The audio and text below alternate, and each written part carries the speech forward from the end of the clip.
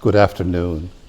In a couple of weeks' time, bishops and lay people, priests, especially women, will be there in Rome for the first session of the Synod. Now, if you recall, some time ago, we had these meetings in the parishes where you were invited to come and express what you saw in the church, what you'd like to see happen in the church. There's a good turnout of that across the diocese. And the happy thing for me was, when it was all being collated, they didn't cut things out. And that was nice, because some of us felt like, well, maybe when it's all been put together, important things that people feel about would be left out. No. And when it was national, it'd be collated again. They left in all the important pieces. It was good. Like, about women in the church, women with authority in the church, the possibility of ordaining women as deacons, questions like that, the future of the church.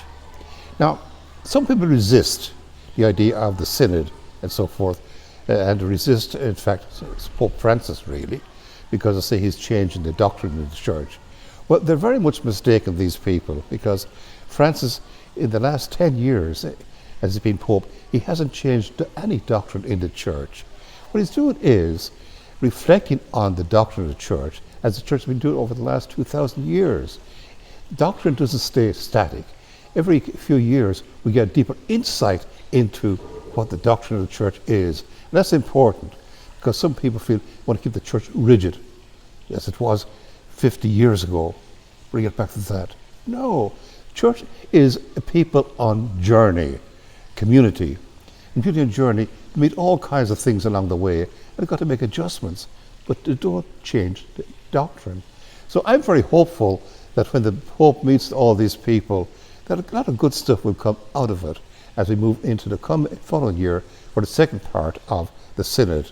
So I have high hopes for it, and please God, it'll happen that way. Because we as church, we need that. We need to be open, we need to be welcoming. We need to see how God is in our community, how we are there for one another. Especially today when so many people need that so much. Some people are isolated, need to be brought in instead of being left out. So please God, it'll work well. Thank you very much, and you have a very happy weekend.